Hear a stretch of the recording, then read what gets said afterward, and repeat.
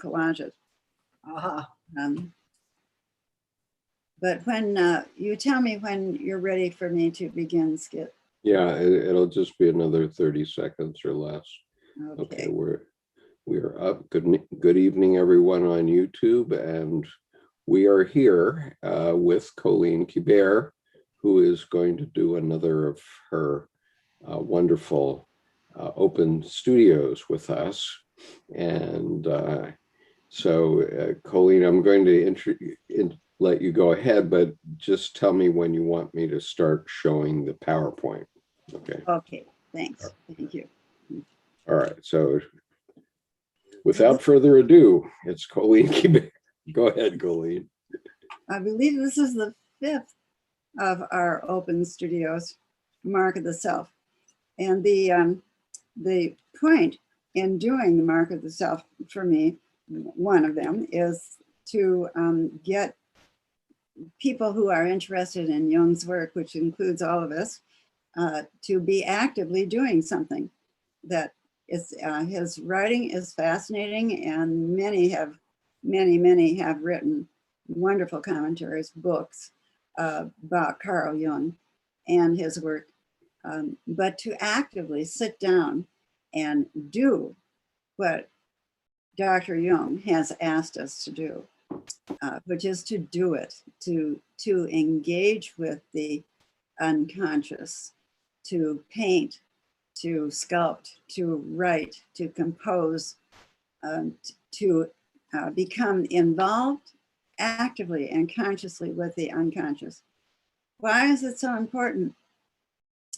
Because we're not aware, particularly as Western-minded people, we're not aware that we've only been walking around with half a body, half a mind, half a brain.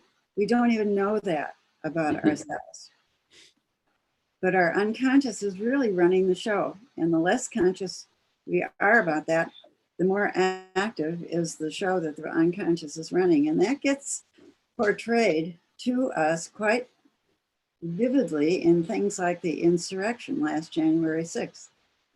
As the country becomes less conscious of what's going on, the unconscious becomes more wild. And in some cases, that's a good thing, as we see the human potential movement moving, and we're part of that seeking. On the other hand, we have a great wave of darkness going on in our country in particular, but in the mind of the Western human being. So what can we do about it? Well, one thing is, one at a time, try to become more conscious. So that's what the Mark of the Self in studio is about, is being active with it.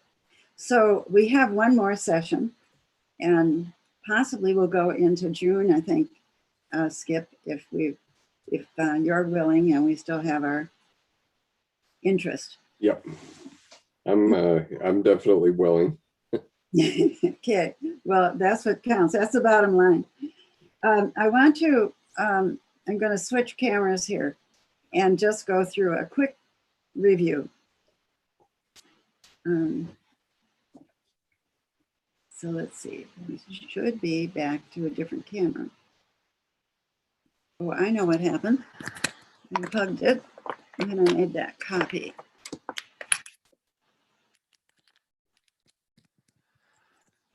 There we go. That should put us back. There you go. No, I don't want that. I'm seeing tenets for creativity. Yeah. So, oh, I see. All right. So this is where we started.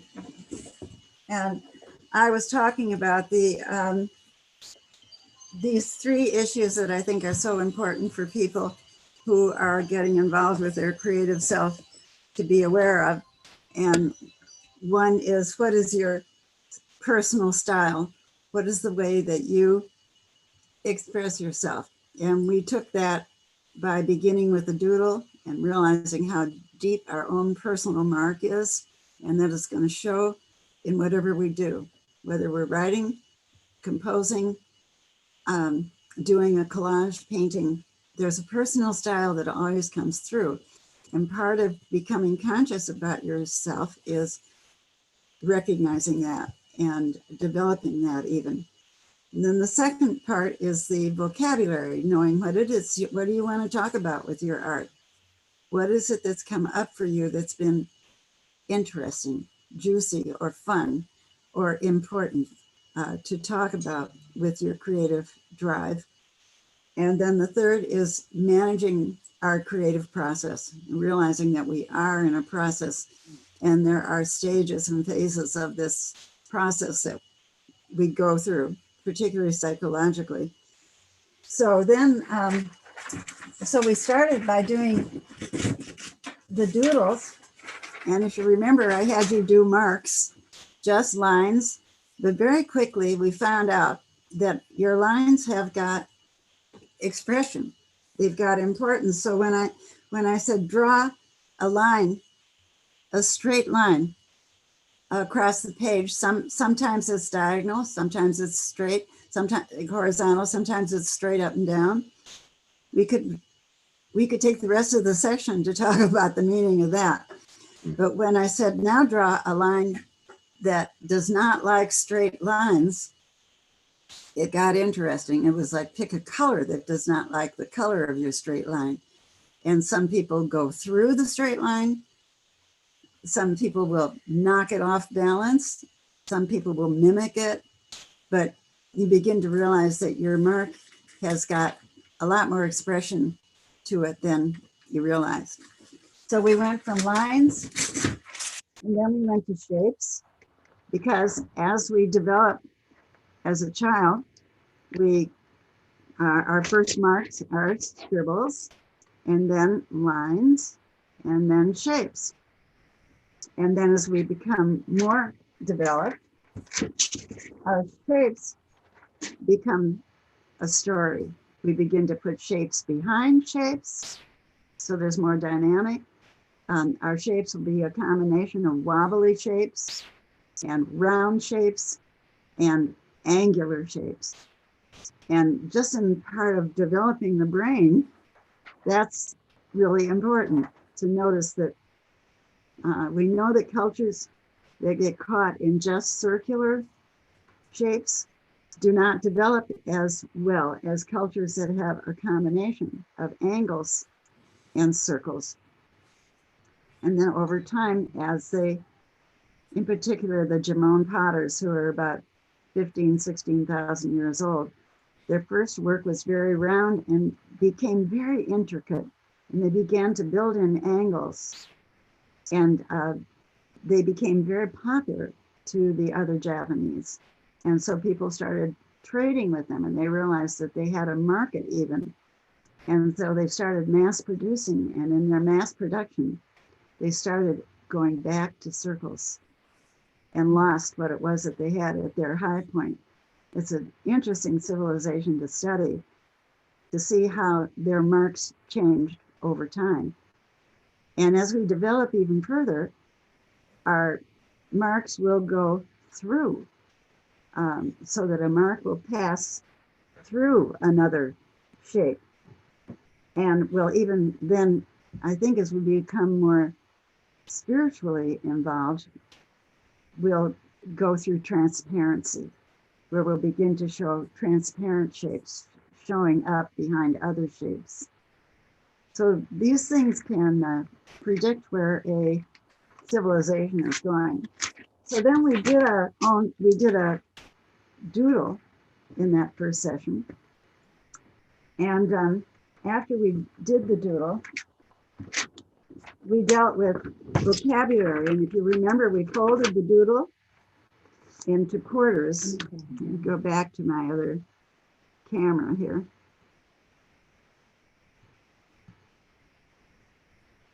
And we had, when I folded my doodle into, we start out here, into quarters, then Robert Sword, poet Robert Sword, gave us some prompts to now this takes us into vocabulary. What do you want to talk about? And he gave us questions to ask, like, that's the way it is. Or, but what about this? Or this one. I will clean up my room. Or this one was after COVID.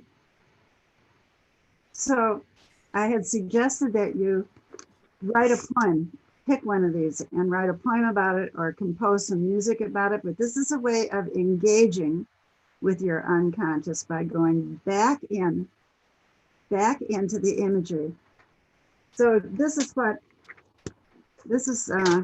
me switch cameras again.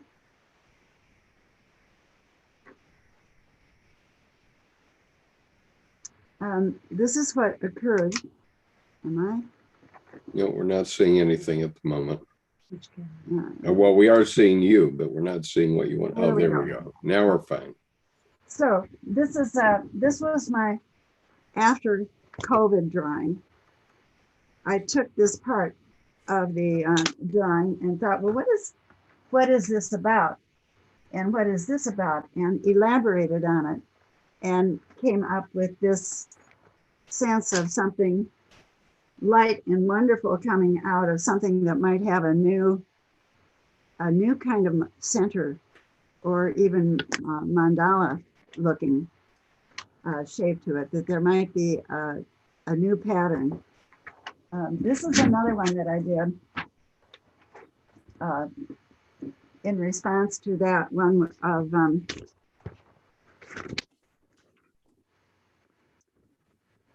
this is the way it is.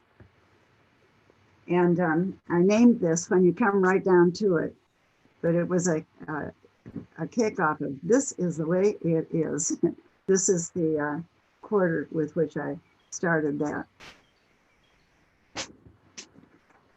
And so then we got into some Jungian thoughts about what is it that we're doing. And we're engaging with the collective unconscious. And then we talked a bit about the great gift of Carl Jung, clarifying the collective unconscious, that this would be a picture of Freud's idea that there's an ego and there's an unconscious. See if I have that more clearly. Yeah. This is Freud's superego,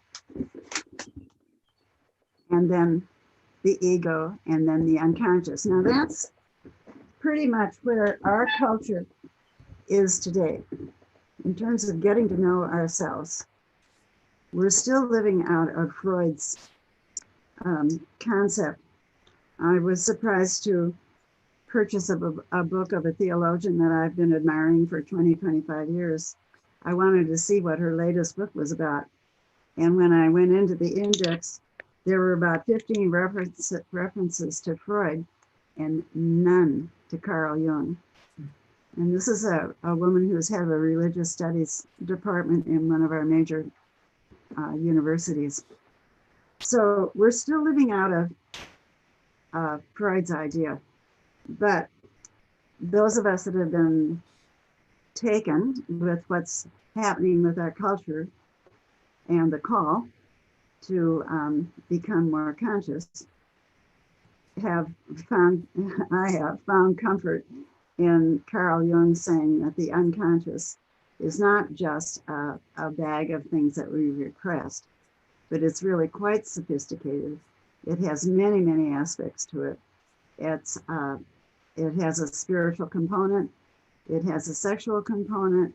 It has a creative drive. All of these are separate from each other.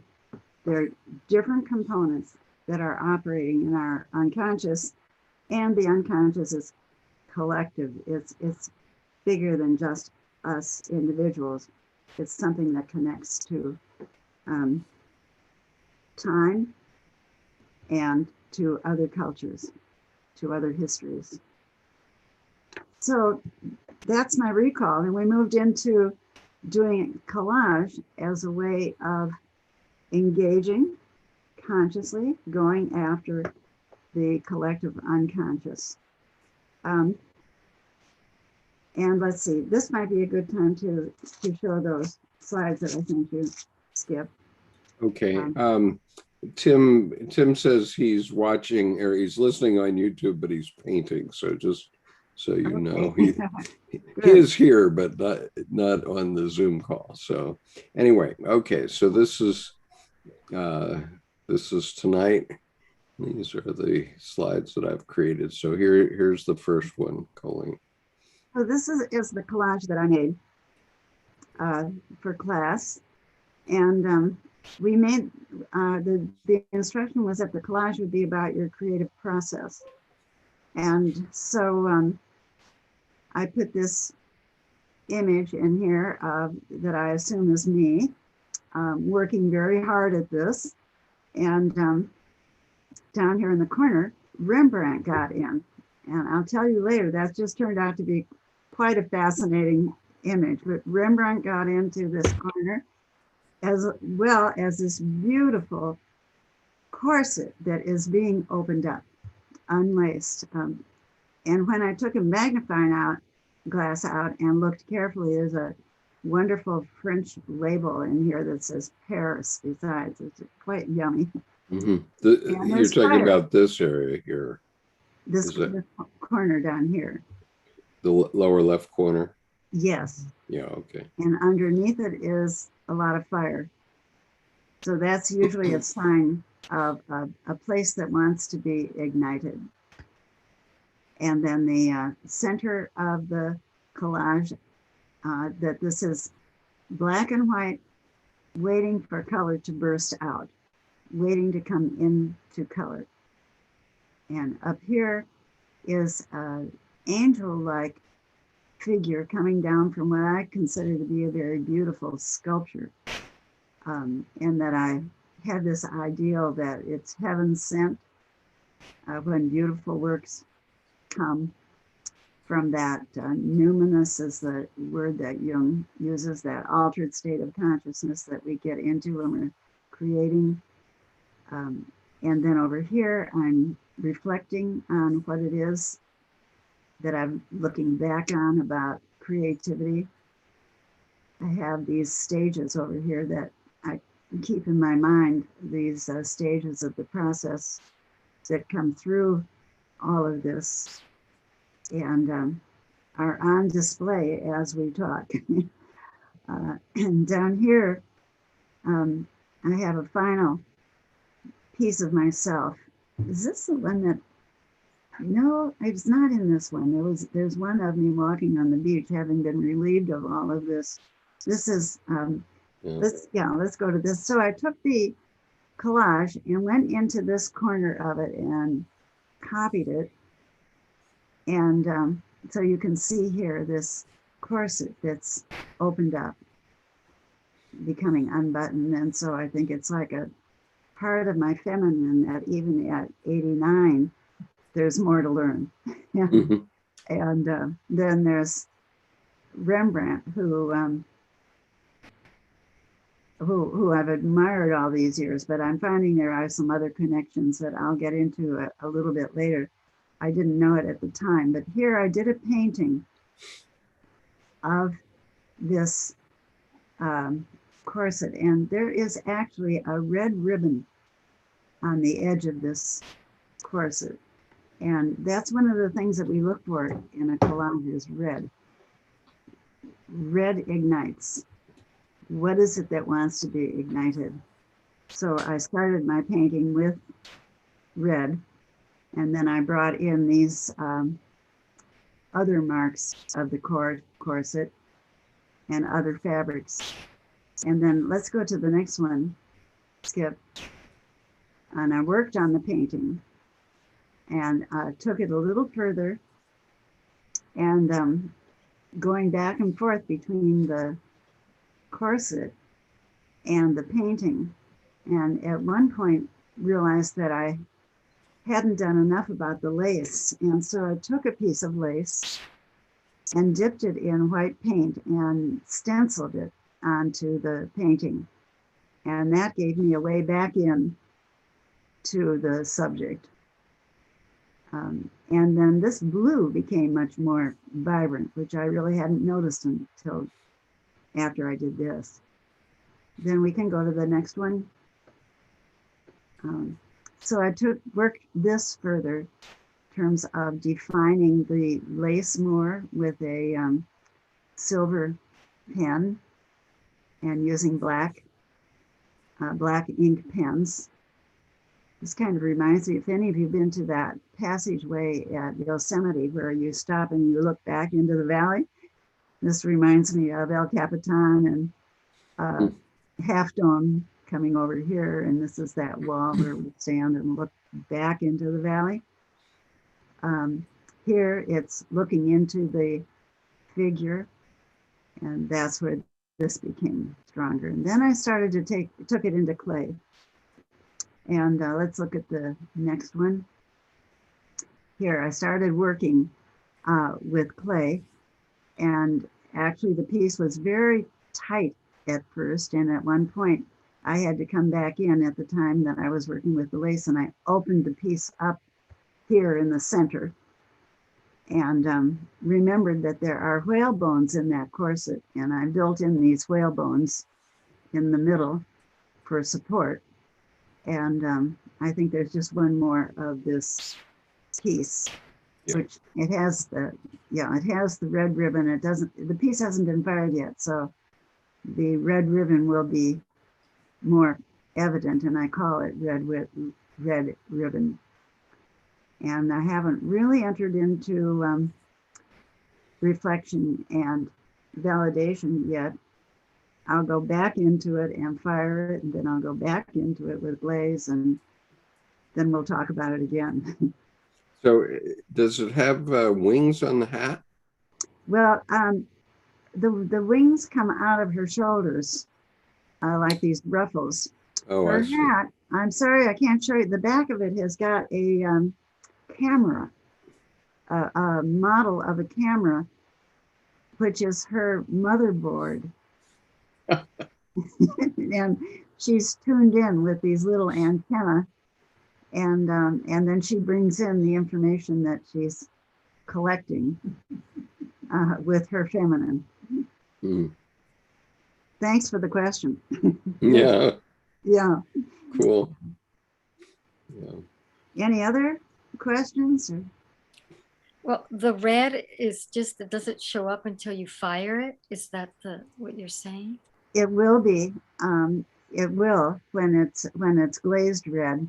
Okay. And it comes down into the lower part of the corset as though it has more work to do, maybe. Right through the middle? It goes through the middle, and is that purple part that we see? Yes. Yeah. Yes. And that purple part will actually, glazes can be misconceiving because that will actually be that deep blue that comes through the middle of the painting when it's fired. Very Coeleen, I love that you put a motherboard in the back. There's just this, it's almost like Gaia is the DNA heart of the matter. Like a motherboard is tiny, but it drives everything. So there's that tiniest little piece of capital N nature. Like you just put a drop of Gaia in her back. That's just fun. Yeah. What's in her ears? It's sort of all by.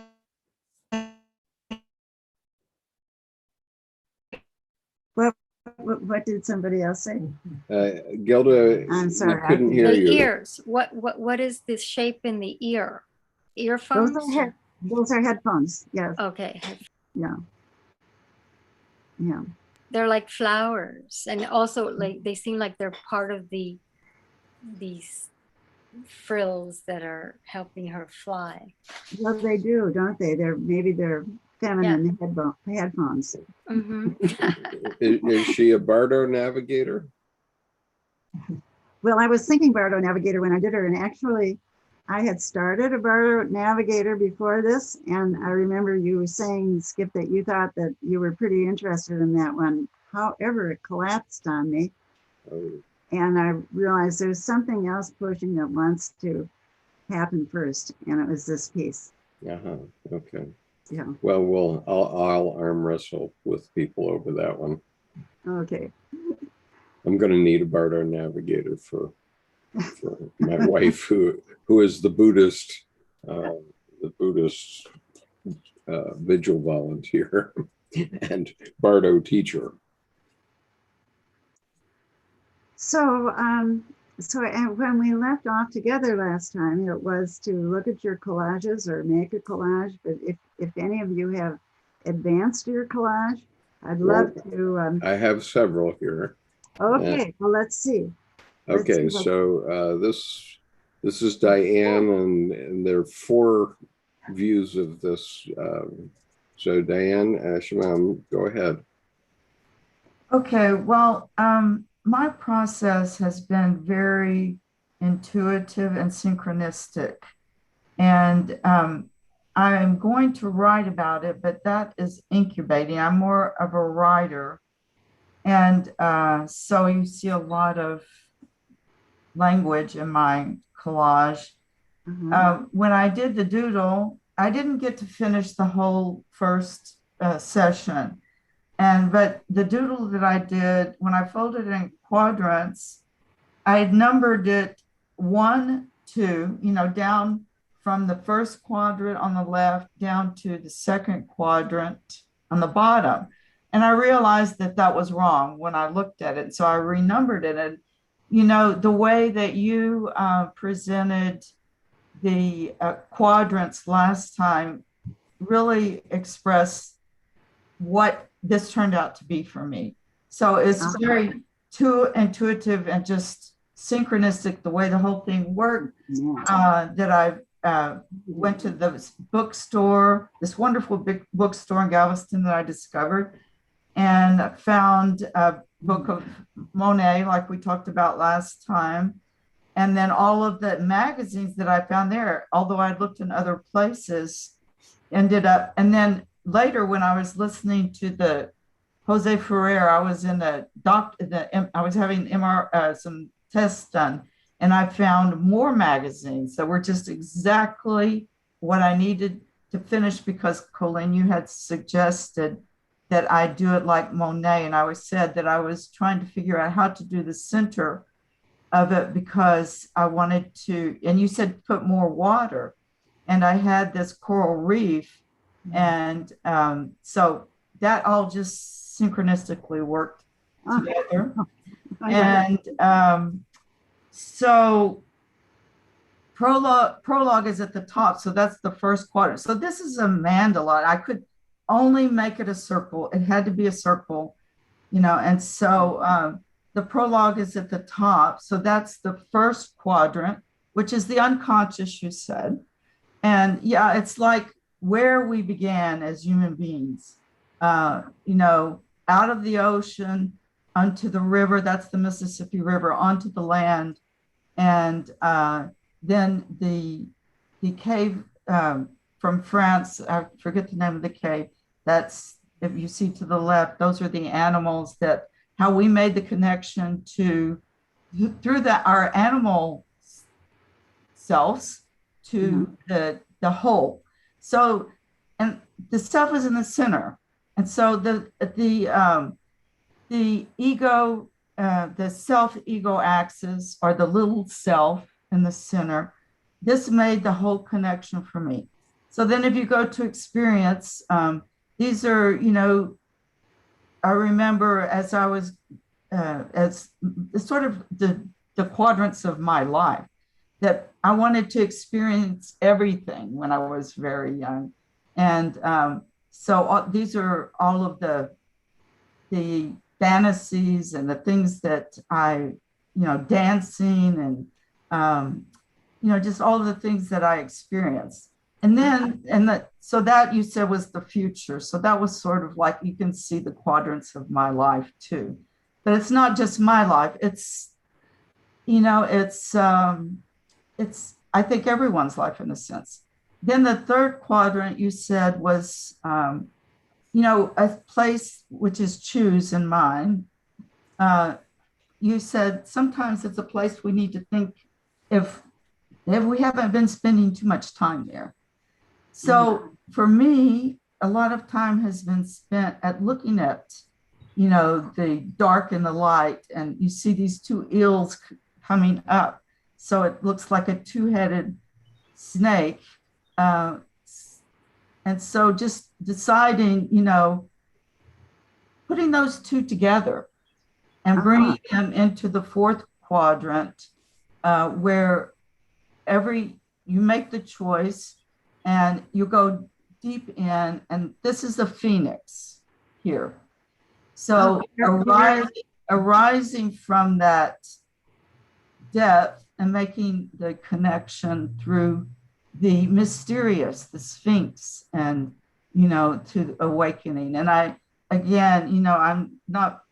hoping that my verbalizing it now to you is going to help me in the writing of every, but that is incubating now. So.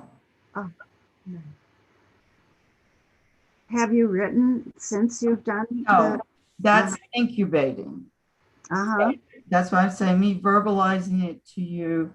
I'm hoping it's going to help me to put words to this, because some of the work that I did in the fall was personal. I don't know if I did mention to you, I had a friend who died who was a poet.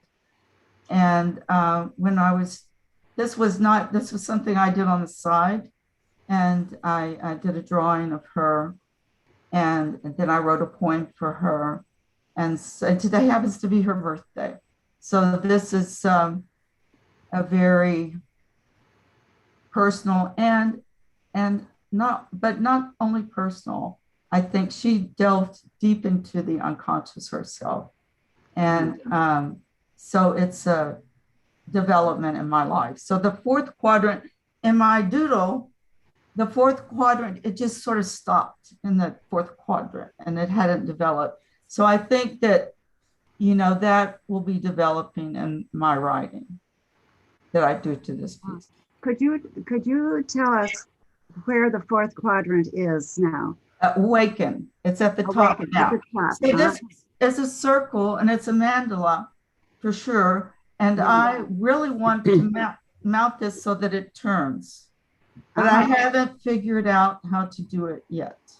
So it will turn slowly. And, my mark is really the spiral. That's a spiral in the center. So when it turns, the spiral will move.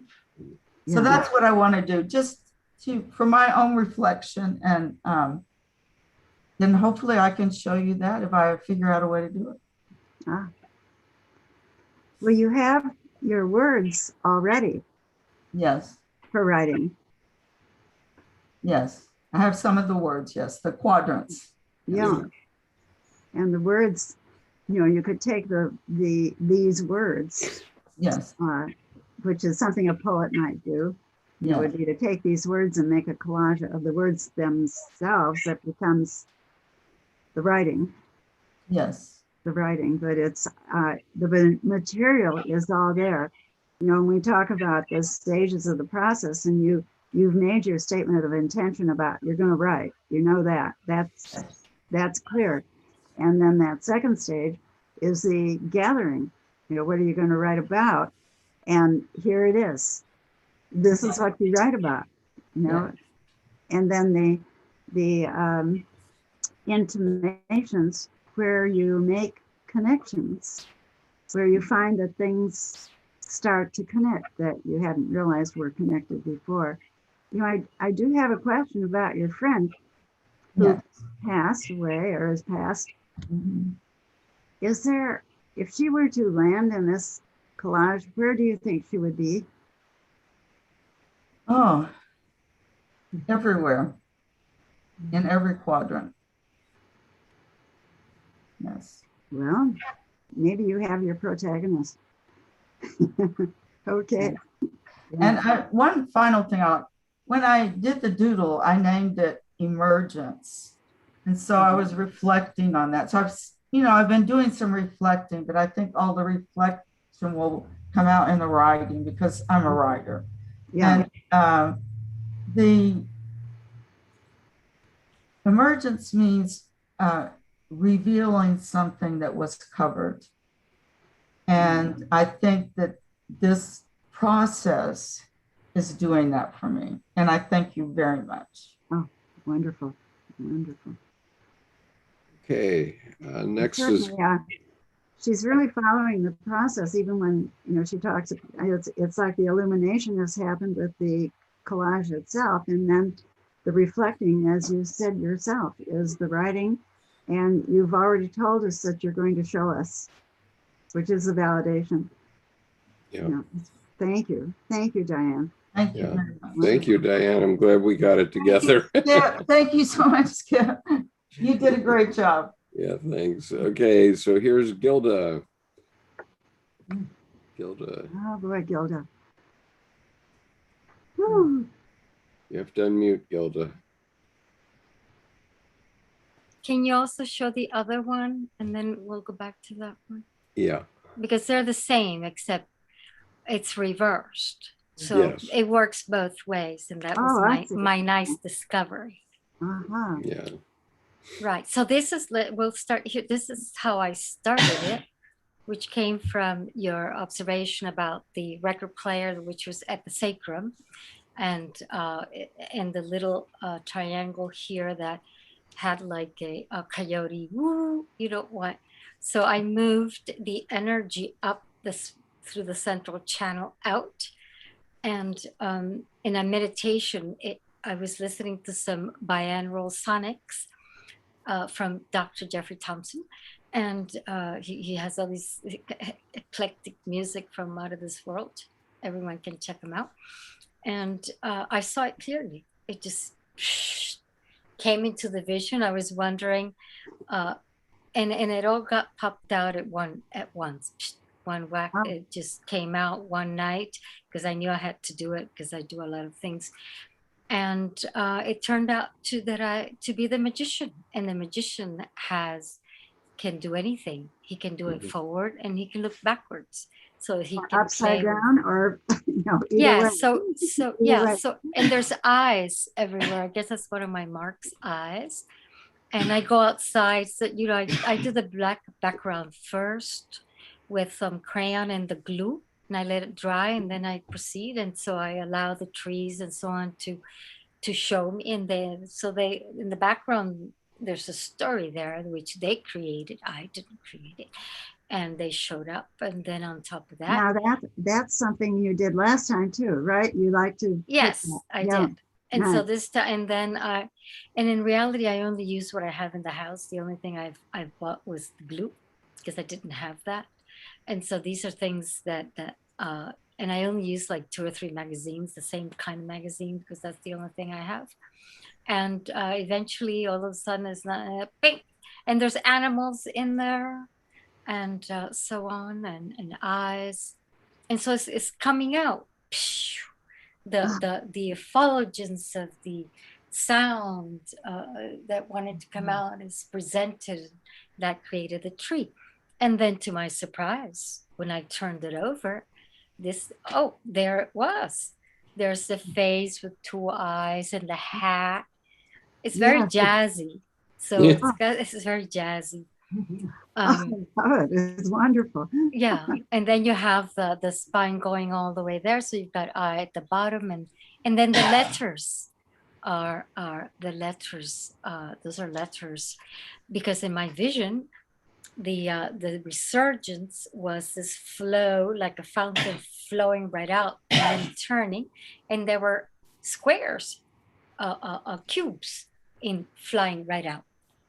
So those are the cubes, because remember the other way is a tree, right? So those are the cubes, and there it is. It worked both ways. All of a sudden, these eyes came in, and the hat. It just did itself, basically. All of a sudden, it just did itself. It does. I play with shapes and colors, and I put them where in balance, and then it turns out what it does. All of a sudden, I'll say, oh, I could, what's this? How am I going to make that, water, reserve water that just flew right out? And those jassy stripes. And the cubes are that I saw this. I can still see it in my mind's eye. But that's how it turns out with the materials I used. If I use different material, it would look different.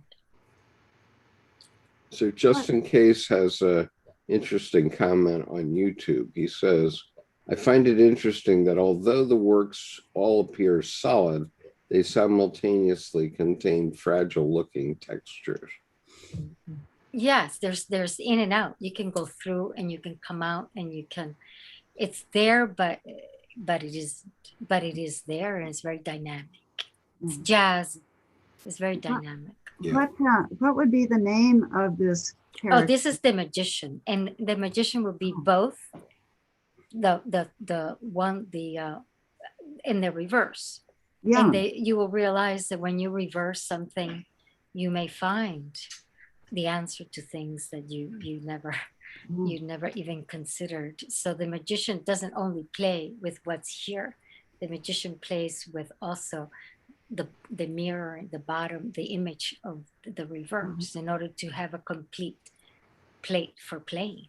Otherwise, you're missing half, like you were commenting. The bottom, and see, that one's the tree, right? So the bottom is where the red, you say the active red is coming right up through life, creating shapes right at the top. The shapes, the squares and the lines are all created rising from the volcano, from the very center of it. And eyes are all around, because the eyes keep it in balance. Yeah. Well, the red gives it the spine. And then it goes all the way up through the third eye and further. Here it is, that little one there. And then it turns into an energetic display of forms. So it's like a kundalini. Exactly. Has gone up and exploded off. Right. And you can see, and the spiral is also something like, so you can see in all those, that's a set of bicycles there actually, but they turn into a funnel. So there's a funneling sensation that something is bursting up, and then the tree, that's a tree there. And if you turn around the tree, then it's a human being.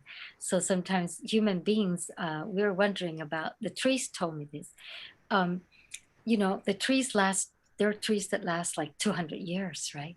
And we cut them down, and we don't last 200 years. So what do the trees know? What do the trees have, and what do the trees know? That they can last 200 years. Instead, we cut them up. We're basically, and they have roots that go everywhere and speak to everyone. So there's a lot of knowledge in what's below. This character knows a lot. What's below. And since what we about work with the one seems to stand out. I don't know whether you intend it to be a number one. No, it's supposed to be an eye, but it's fine. It's third, so then you got 1, 2, 3 eyes. And a few other ones. And below you also have 1, 2, 3. So I started seeing threes. Oh, threes. There's 3 cubes, 3 eyes, and the 3s started coming up. I didn't plan it. It just showed up. Interesting. Anybody else have questions about this one? Yes, I'm curious about the figure at the bottom that looks like an spaceman or someone. Oh yeah, like an astronaut. Yeah. Oh, he just showed up. He's cosmic. It's this cosmic energy rising to become seen and create form language, form whatever the possibilities allow. And we have it all inside. The cosmic energy is inside us as well as out there. Yeah. I'll say I really love the inner astronaut magician quality, because if you see an astronaut on a spacewalk and he's just kind of rotating in space, he's still the astronaut. She's still the astronaut, whether upside down, right side up. And in space, no gravity, it doesn't matter. Right. But what's cool here is there is a personage. There we go. Personage. That wow, that's a funny word sometimes. A personage, that an identity, a living identity. And there's a follow the red thing. That gig where right here, jazz hands will just kneel at this and go, yeah, that's jazz. I mean, you have, and then the two white, flying out. That's like these upstretched arms, magician of, let me raise up and celebrate the heavens. And when it's upside down, you get the birthing metaphor of what made this. Exactly. So I love that there's just such a different perspective of the same identity, right side up and upside down. And I imagine sideways either way, upside down, right side up that way they could too. Be next to each other too. Yeah, it's just I love the versatility of the image where it's not better or worse, it's both and. So that's what I think what I'm really admiring about this one. And there are animals there too. Like, for example, if you follow this one all the way to the top, in the right eye, this one over here, which was actually the head of the cosmic being, you follow it like this, and right here is the eye of like a little fox, the snoot. Not the other one. This one. That one you can, this one. You see here, and then these are the ears. The ears are the hat, right? And then your arm here, the snoot, there's an animal there. And this is his body. And this little hand is this hand turns out to be part of the hand of the animal. And the other hand turns to be the eye. That's the eye. And, now, one of the things that I want to build into our work together is, what is this character asking of you personally? I think, Diane, you told us about yours is asking you to now that I've given you what I've given you in terms of the gathering, now you know that you're going to write. I'm wondering what a character like this is asking of you, Gilda. Well, the fact that I named the character to begin with as a tarot card, and I'm in the tarot card side, and I've been trying to write I'm having new insights about actually the history of the tarot and how it's got these two very separate perspectives. Actually, one is based on the Kabbalah and the numbering and the letters that in the astrology that's superimposed on the journey of life told through pictures, and the quartzes. So this is perfect. This is just told me this is one way of looking at it, and there's another way in which the path is also strong, which it does not really necessitate. It's a path all of its own, but when viewed the other way, is actually it mirrors it, but from the opposite perspective.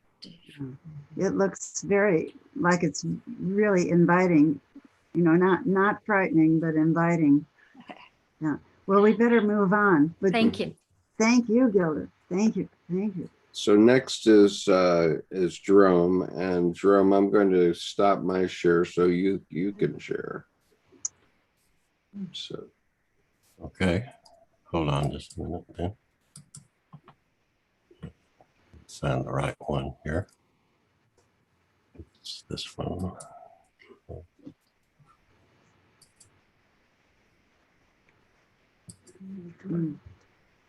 Okay, can you see that? Yes, beautiful. Yeah. Okay, this is conjunction.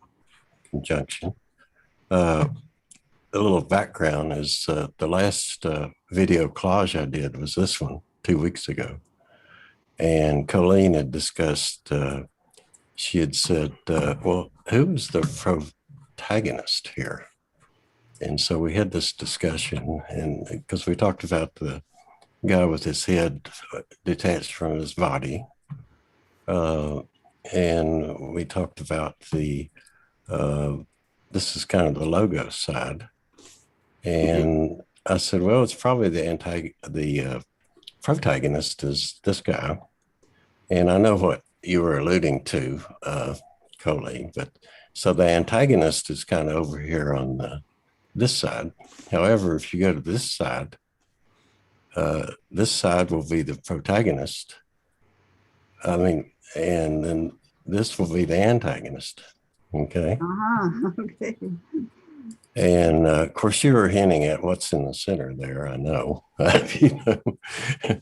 But anyway, as I said, well, okay, this is how are you going to get the protagonist and the antagonist back and forth? What is the solution? You know. So I thought about this for a while, and I said, okay. So I decided I would do a video collage. So I'm going to play that now.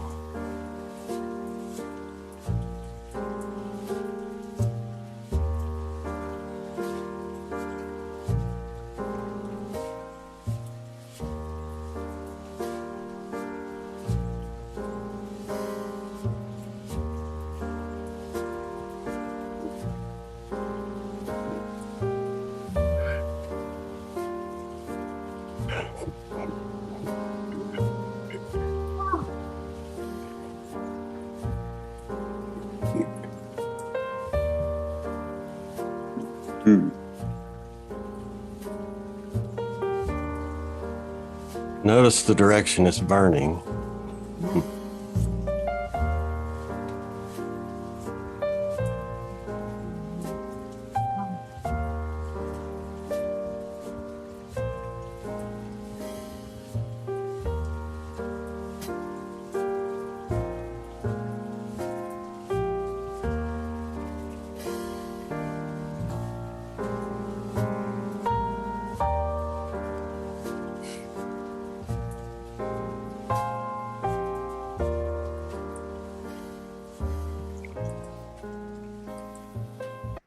So that was what I call the conjunction. And I noticed that throughout this, the fire started in the center of the eye. Okay. And you noticed it kind of burned around this same circle that you talked about as to how you present the materials last time, you know, kind of in a circular form. And I said, well, you know, that's fascinating to do that, to see what happens.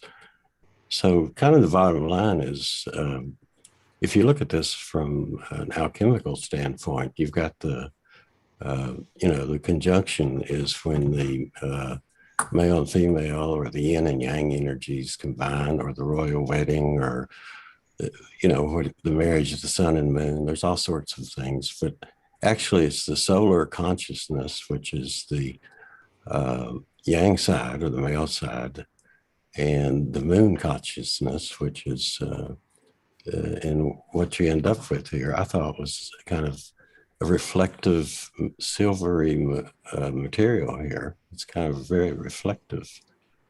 And yet it also shows there's different shapes that ended up. And so it's kind of like, it actually, you could also look at it as, since it started from the center, it was a crucifixion. And so this is burning out all of the things that the collective consciousness is telling us that we're getting from the news media and so forth.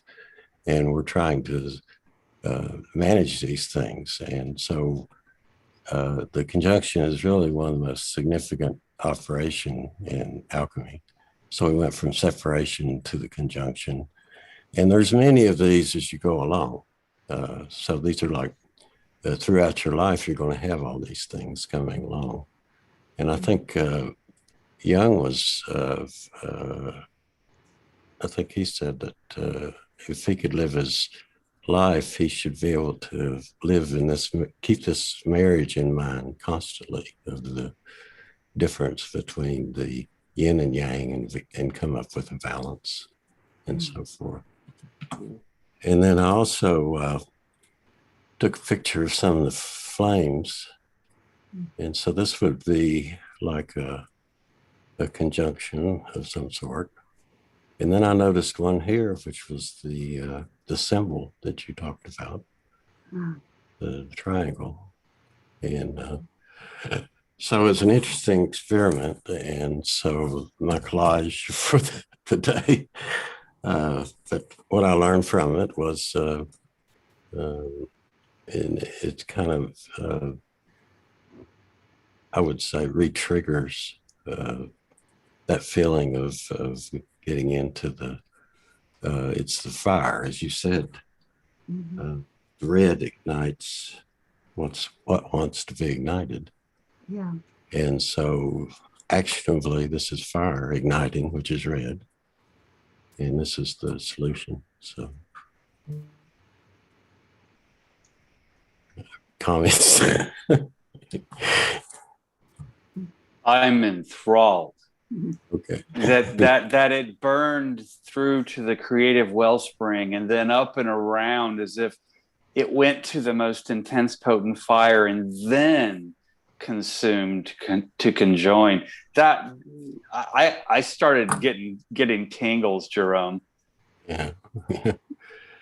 Yeah. Well, I just when I did that, it was just it just came to me. I was thinking, Coeleen said, take a symbol of one of these things and see. And so it just hit me yesterday, actually. I went out and I buried a candle in the gravel, and I lit it in the middle. And then you see the progression as it goes through, and then how it burns. Yeah, that's like what it creates is completely nature just creates something that we can never figure. It just kind of does it on its own. Well, And what was Jung called interesting? it the tension of opposites, holding the tension of opposites. Right. Yeah. The fire actually made for an individuation process in itself.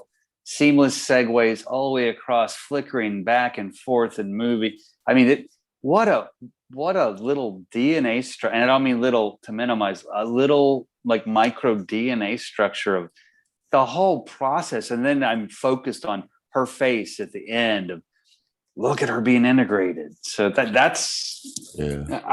One word, wow. Okay. Anyway. Yeah, it's such an example of individuation, you know, of letting this part of yourself go and seeing what's left, and that mandala mark that's left is quite amazing, you know, going right through the middle of it. That, you know, that there still is a basic form there. Yeah, there's more. How was it for you to see the images go one by one by one and have that feminine image of the woman last so long and happen the way it did? How was that for you? Oh, I just said this is synchronicity. It has to be. Just what we need in the world is to have this more feminine energy come and integrated because of the and forget the protagonist and antagonist thing. And so I think that's what fueled me was your comment about who's the protagonist. And so I kept thinking and scratching my head. And so you know, the Brahmins, I met some Brahmins priests, and every single day they light up a small fire in front of them in the morning after they shower and before they eat, and in front of that fire they do their meditation, chanting, and whatever they do every single day. And then we end the day with the moonlight, the feminine moonlight. It's beautiful. What about the music? That was from YouTube. You mean the music? Yeah. We wonder what kind of paper did you use that is shiny, that got that nice quality? It's just printer paper. It's regular printer paper on an inkjet printer. So Oh, I don't know. Yeah. Oh, Yeah. Jerome, thank you. Thank you Okay. so much, Jerome. It's really beautiful. Okay, I'm thank so you. glad we have it. Thank you Yeah. so much. Okay. Okay, we have one more, and that is, where is it now? It must be this. And so this is Jordan Hoggart. Go ahead, Actually, Jordan. could you go to the one that has the missing piece? I don't know where that is. Is that The next one, probably the next one. Yeah, they're just in a reverse order. This is fine. I'll just go backwards. So I feel like I'm Phil Collins, and I want to sing "I Can Feel It in the Air Tonight." I mean, Diane with your spiral, Gilda with your retrograde reversals, and then Jerome with the letting parts go pieces. This was taken from the last collage submission, and I decided to look at it in the creative wellspring, bottom left quadrant, and what's the heart of the matter. And I decided, don't copy it, lift it out, make a record of what's about to be disintegrated, pulverized, and washed away, but it's going to go away like a demolition plan with an architect. And if you could go one more up, skip to the next one. So I placed the heart of the matter, which was me on the mountain and the rock, and the anima Asian woman with the book, except she was black and white, which was, as of yet unrealized, but she was colored gold and orange before. And so this went in, but there was still that bronze, hardened, stolid king dude guy. And I'm like, that's got to go too. But so I reached over and I just pulled out one of my larger compasses, and I just started dropping the pin and run it around, make a circle, drop the pin, run it around until 3 or 4 in. I'm like, well, drop the pin on that intersection and run it around. And it's something I used to do with my constructing the center watercolors. Is I would draw a circle, but on a foam pad so that I wouldn't have a pinhole. So I didn't know where the center was. And it was called constructing the center. And then geometrically, I would try to get rays or lines or angles or shapes to flow or shoot back in to highlight the center. But at this point, I mean, it was obvious I'm the center here. I'm sitting on that rock on Mount Democrat, but no longer. That was at night. This is in the day. And so from these circles, I started to, day by day, I just color in some of the intersections, going slow, reflecting. Some days I wouldn't do anything. I would just look and my eyes would scan. And then I didn't take process pics day by day. But then from this heart of the matter, where I had washed away and pulverized everything else, if you would, Skip, go to the next one. It became the night nautilus. And it was dark nautilus down on the bottom right, but I made sure that I kind of color erased that by just oil pasteling over it. But the night nautilus up the top left, and now it's kind of bugging me that I kept the title written because it's stopping that black on the left, except then also maybe the black is just simply emerging, like you said, from behind that shape. So, but then I'm there in the middle and she's still there, except I realized there was this implied shape. And so I made the space around her with her head poking up the top into a heart. And the whole thing, I noticed the spiral, and it wasn't with the curves so much as it was when my eye tracked through, if I intersected the curves, if I drew a curve through the intersection of what I drew before. So basically what I didn't see before. So I just took a marker and just started slowly drawing around these kind of keep the tangent going curve, intersecting the other curves, the other circles. And this showed up, this basic shape. And then I just started over several days, I'd color. And instead of that middle character of me being contained in that cell in the middle, I just pulled out some liquid paper and shook it up and blasted that thing open all around it so that it connected and it became that center of this spiraling out nautilus. Yeah. And the lesson to me really was, yes, I learned so much structure with stricture, with architecture, such a discipline of the ritual. But though that has powerful limits, and that those powerful limits can even have poetry, that's not where I am now. Mm-hmm. And now it's structure without stricture. And instead of structural engineering is driven by shapes. It's not about the strength of a material. It's about the geometry of the cross section. I mean, you can make a toothpick bridge that weighs 12 grams. It'll carry 900 kilograms. I mean, it's just a matter of putting the trusses together with bubble gum even. But so this structure without stricture flipped my powerful limits, and that structure is based on geometry instead to the power not of limitlessness, but of something even more simple. The structure of my life being shape, and the simple question, what is the shape of my life? And that flipped over a perspective for me that goes right in line with what I'm doing with my business and with myself over the last year. Yeah, and so go ahead. Yes, go ahead. I have a question. How are you feeling about this finished form, or this form? How are you feeling about what happened? It's in motion. It's breathing. It's swimming. It's floating at night underwater. It's coming and surfacing in the moonlight, kind of thing. It's this. I'm going to keep going back to the image. Yeah, keep going. Keep going. Yeah, because you're very inclined to interpret it, but let's look at the image itself.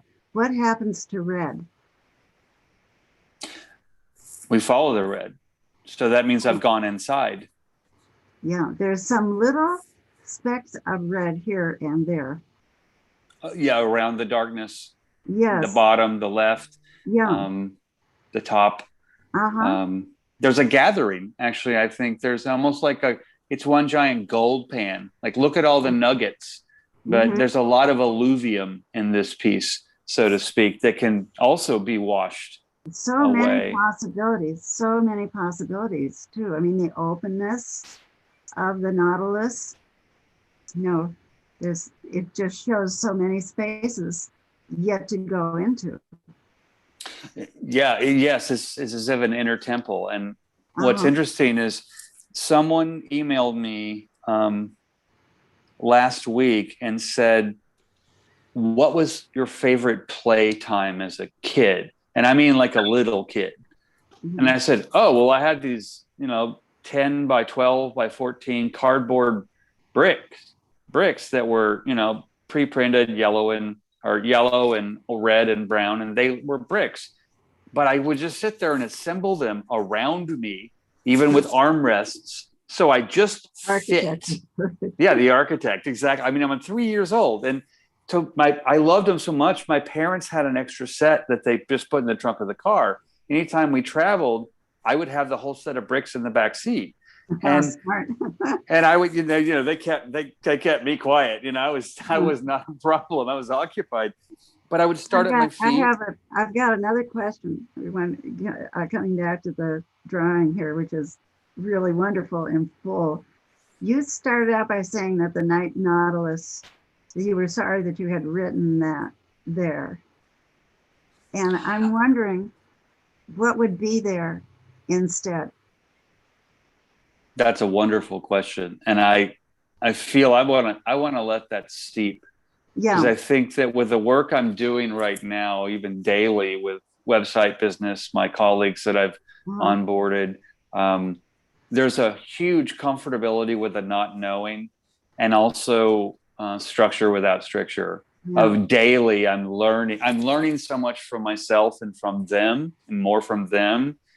And I think what's interesting is, at one point in the car, look, Mom, Dad, look, the whole bullet words, Mom, Dad, when the kids are like, stop shooting me with the Mom, Dad word kind of thing.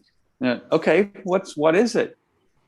Look, and look what I am. And they're like, oh yeah, you're in the back seat and you're playing with your bricks. No. Well, you're in a structure. You created a structure. No. And they said, well, what are you? I'm space. I'm space inside. And so what's interesting about that to me is that architect that has these forms ossifying like bone around things for the character of the living space. And I never lost that, but I don't think I really got back to it until last year, in the same time, March last year. Well, I want to make a suggestion, Jordan. Yes. The red is sprinkled throughout, and it just might be that if you were to take the letters Night Nautilus out and see what red would have to say for you in that space. And what does red have to say for me in that space? Yes, and let's just leave it there. I'm enjoying the many stairs. He's got all these stairs going up and down. And so the stairs are very cool and spiraling.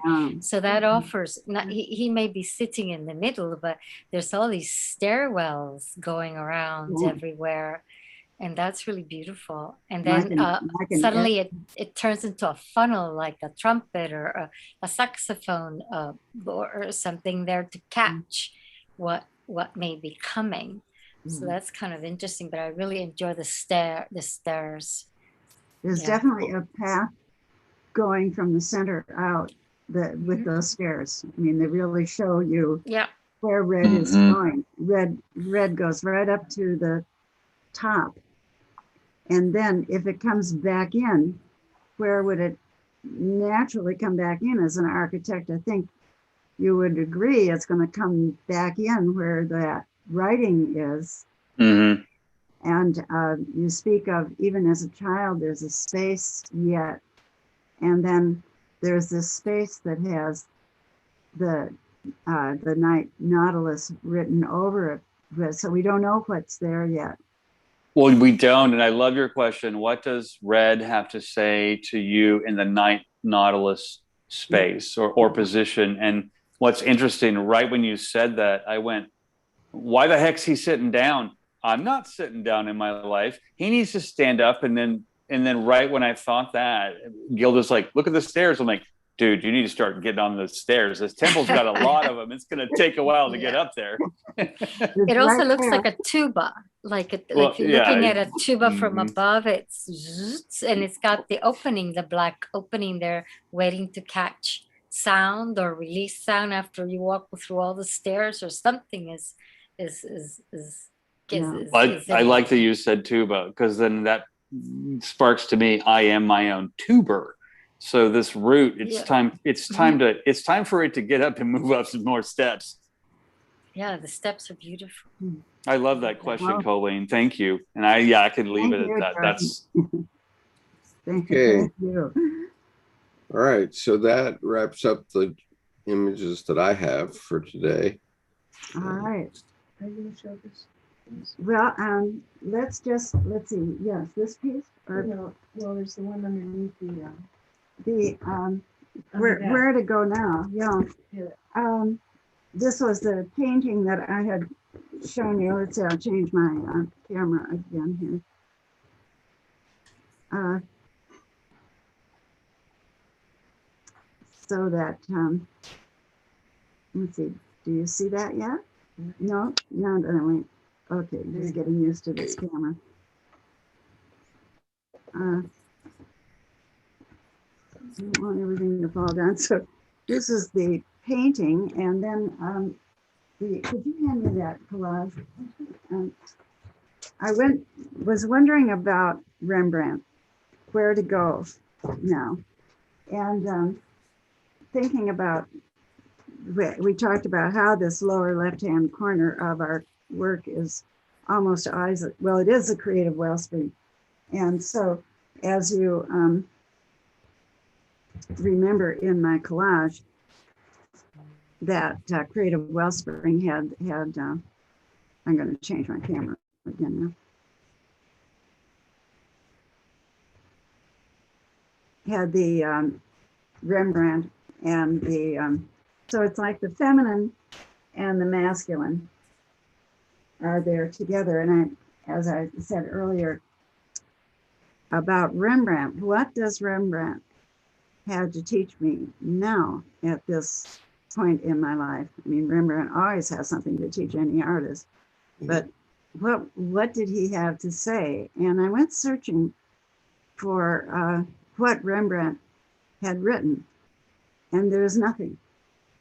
There isn't anything. His diaries, it turns out, are drawings.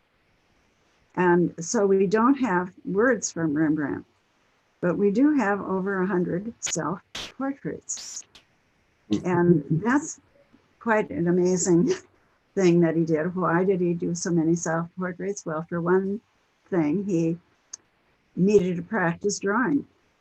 And it isn't always easy to get people to sit for you. So that was one big reason. And another was to show off, that he could show people that he could paint and that he could do a portrait of him, of them. But a few years ago, probably about almost 20 years ago now, Professor Emeritus Mary Holmes, those of you who know me know that Mary Holmes is a very important person to me. She was a professor at the University of California, Santa Cruz in art history. And she was invited back. Her lectures were always very popular. She was invited back to give a special lecture at the end of her life. She was 90 years old. And so she told me that she had this lecture that she was going to be giving, and I would give her a lift there and be there for her and take her home afterwards. And I said, what are you going to talk about? And she wasn't quite sure yet. She didn't want to talk about it yet. But we got there, and it turned out that what Mary talked about was Rembrandt's self-portraits from the beginning of his life to the end of his life. And she showed how his persona, the early paintings of himself with his red velvet hat and his palette up in the air, the persona, how it changed. The very early ones where he is hiding under his hat. He's afraid to show his face. And then he comes out and he's making a lot of money and he's a powerful man. And then he loses it all. And rather like Job, but he loses it all and has to go through the dark night. And then his final portraits of himself are really quite incredible. To see him exactly as he was at a very old age. And so the message that Rembrandt left wasn't in writing, it wasn't in words, it was in his self-portraits and how he saw himself throughout the whole thing. So I think that's the message for me. I've done self-portraits over the years, but not for quite a while. And I think that women will understand the vanity in this kind of a procedure or project. But I also am thinking in terms of the masculine and feminine being so strong in that lower left-hand corner. And what is the masculine and feminine in the creative process? You know, what is the role of the feminine in the creative process? And what is the role of the masculine? And I went through some old collages, and here is one from quite a while ago. I don't know if it's going to work to show you this up close, but there's a woman and a man, And the woman is holding something that she's just taken out of the kiln. And it's a baby that is on fire, giving birth. And the man is stoking the kiln. He's working at feeding the fire. I think that's a wonderful example of the contribution of the feminine and the contribution of the masculine for myself. So I just discovered this today. So I'm going to take this further and see where it takes me. And I suggest that to each of you, that you take apart, as I was suggesting to you, Jordan, take that part and see what's underneath your signature there, or to take the story further, or begin the writing, Diane, or whatever it is for each of you. Gilda, what is your magician want? You just gave me a task too. I mean, the whole Rembrandt self-portrait evolution across his life that tells the story, I mean, of success, of losing it all, of living through the passage to not even come out the other side to Phoenix. You often usually hyperspace out of it at a point. And that I'm going to take on kind of a sidebar. I won't call it marginalia because I don't want to minimize myself. But I did that for a while, years back, and then it felt vain. It felt egomaniacal, and I felt like I don't need to see myself that much. But what I heard with your Rembrandt story was then we have this visual history of the path, of the psychology, of someone's total life that could continually, each image like a tarot card, be interpreted. Except what I really heard too is that it pays homage to those personages, and I finally could say it right this time, that we have been. It so reminded me of just Joan. I'll close with Joan Didion's quote. I have lost touch with so many people I used to be.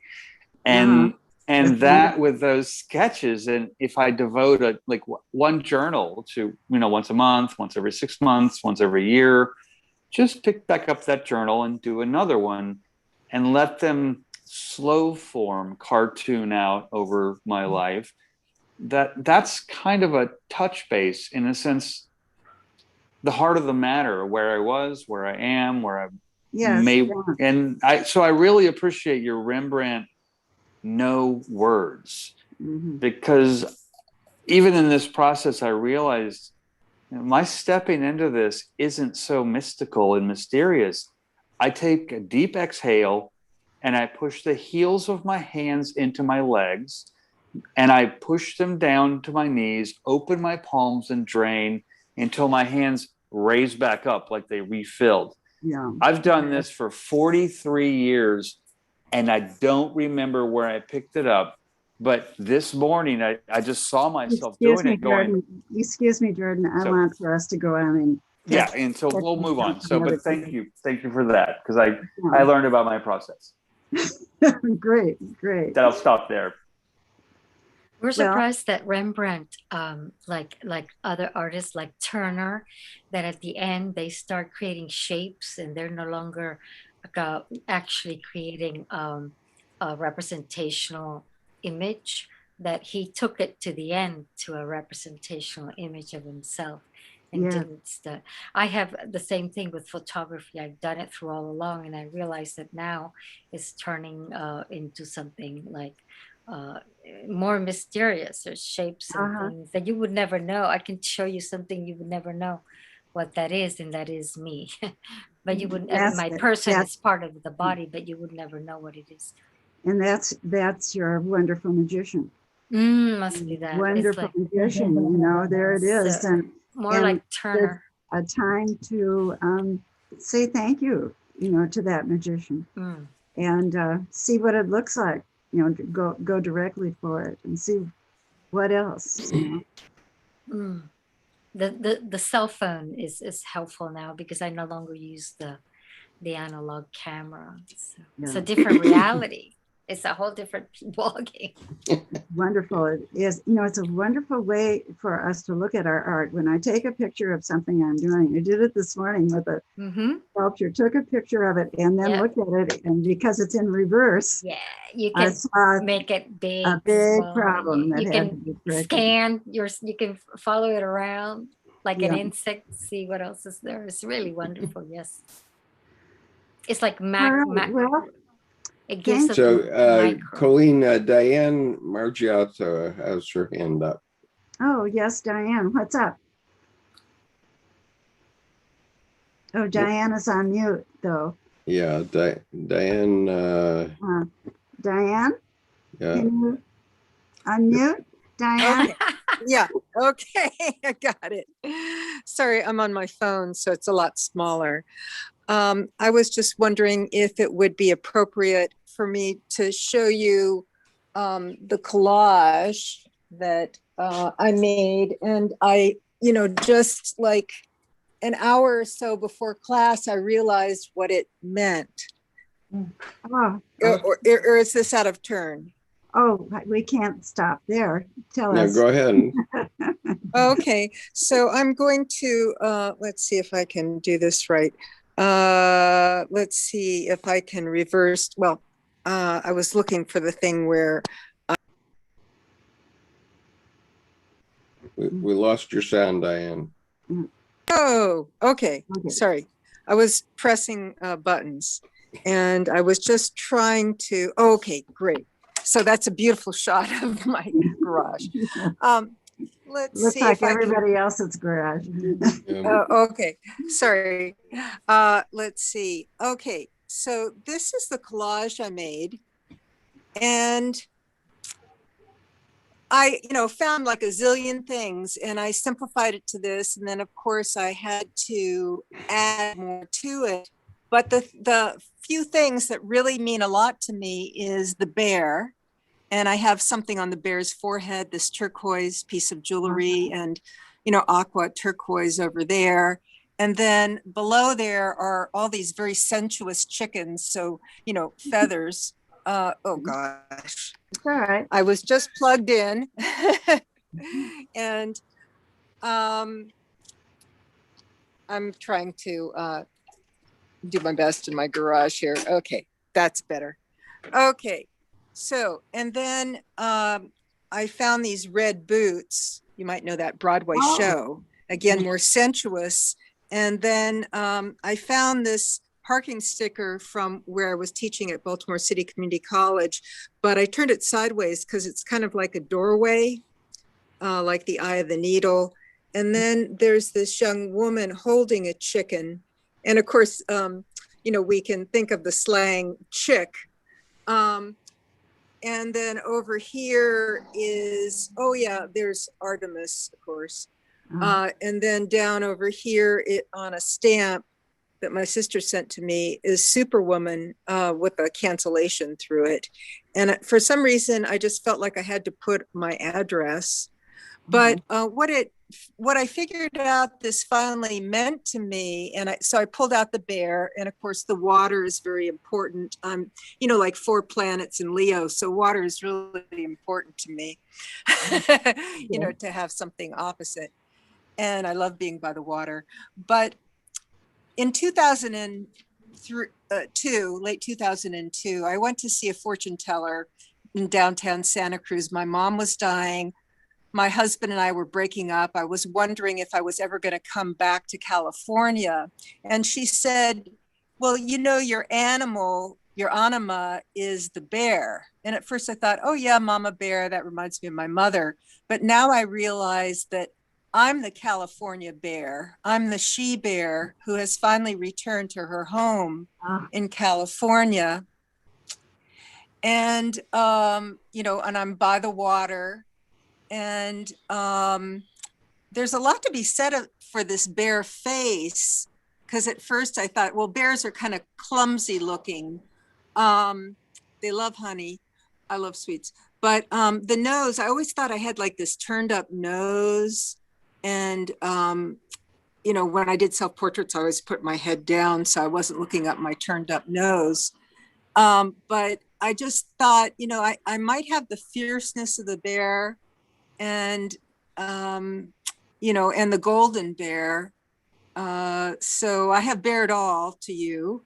Yeah. And What kind of maybe I can put on those red boots now. yeah, And at the top, I have this little man, from the Broadway show who's wearing bare boots that are kind of like a corset. That's obviously no, just kidding. But I put the word restored. So I'm starting to feel restored. And I have angels from the Louvre that I photographed up there. And of course, the Virgin Mary. But anyway, now I know what my collage means. And I've gone through the eye of the needle, Baltimore, to try to come back to my home. Wow. What kind of a bear, well, I want to say walks around, I guess red boots. Yeah, what kind of a bear walks around with boots and A sexy and a bear. turquoise A third very eye? bear. That's a She just wears California bear. She just has her boots on. She's naked otherwise. Yeah. And very Welcome fuzzy. back to California. Beautiful. Oh, thank you, Diane. Thank you. Sure. Thank you. And I started a little watercolor painting, but I, haven't gotten very far. Yeah, get to know that bear. Yeah, wonderful. It deserves. But thanks for helping me through it and being one of my doorways. Coeleen is one of my doorways back to California. Oh, great. Yeah, for Yeah. sure. Thank you. I have a rule: never trust anyone with a clean desk. So You can trust Diane. yeah, Our garage qualifies so beautifully. yeah. Well, I just moved out of my main house into my garage and have a architect designing a very simple ADU, and I'm in the master bedroom and renting my house out for good money. Okay. Mhm. All right. Good going, lady. Okay, there I am. Thank you. Blessings. Thanks. Well, thank you all. Thank you all. I'm looking forward 2 weeks from today at this same time. Let's see what you've gotten from your collage. And What is the How assignment has it made exactly? you a better person? Make another collage out of that collage? Yes, exactly. Yes. What Oh, is the gift? okay, what is The the gift? and It could Coeleen, be do you another. It could be another video. It could be a poem. It could be a dance. It could be a painting. Yeah. No more collages? Could be Or a anything. collage of the collage. Yeah. I have to say, I love the fact that my collage, then when I took the heart of the matter out of the collage, I went back to doodling. I nestled it into doodling. So it kind of circled back to bring the whole process together. There you go. Yeah. Beautiful. So, Coeleen, did you want to just mention what the next topic is going to be also after collage? Well, there's a couple of ways to go. One, I like this map idea so much, the map of the collage, and it does seem to have helped you all to know it. There's also the sacred geometry. We like that one. Yes, sacred Yeah. geometry. And sacred geometry is a wonderful Yeah, subject we to go love into sacred geometry. with collage. And, one of the things that Dr. Jung said is that we're all born with a religious card. And we do have a spiritual complex within us. And you may not, you might say, well, my parents never took me. We never did church. We never did that thing. But Dr. Jung says that doesn't make any difference at all. You have embedded in your DNA, whether you're a Christian or whether you're Buddhist or whether you're Jewish, Muslim, all of those, and those images are going to come up for you. And it's best for you to embrace them before you let them go. So that's part of the sacred geometry story. But right now, in terms of our personal growth, another thing that Jung said is that we can make a pretty picture, but it remains very superficial if we just do it for our own pleasure. How have you grown? What does it matter to you as a person to do this? That's really at the bottom of it, and Jerome, you've been on my mind. I know that you're so interested and knowledgeable about the Myers-Briggs, and I think it's such an excellent tool for personal growth. It's something I wanted to get into further this summer, but just as an example, I'm very low on sensing, you might have guessed, very high on intuition. Most of us are in this group. Yes. But how to practice my sensor. And this is how I'm doing it. By making myself accept the reality that's here, not turn it into anything else, and follow every line exactly. That's hard for an intuitive to do. Wow, that's some discipline. That's some really imposed discipline, Coeleen. That not there. That's good for you. That's the definition of a sensor. Yes. So they follow, just down the trail. Yeah. I don't need to make up a new one. No. No, yours is just fine. It's like So we'll get into that next time and where we might take that. Okay. Thank you. Yeah. Thank you. All right. Thank you. Thank you. So Thank anything you. else? Thank everyone too. Everyone needs to speak up if you have anything more to say. Thank you, Coeleen. Thank you. Thank you, Skip. Thank Thank you. you, for Tim, being from afar. wonderful. Yeah, Thank everyone. Thank you. Thank you. Thank was you. fine. Everybody. Okay, take care, Let's party in Coeleen. person. Nice. There Bye-bye. is a party in person. Kinky boots and in your bears. future. Kinky boots and bears.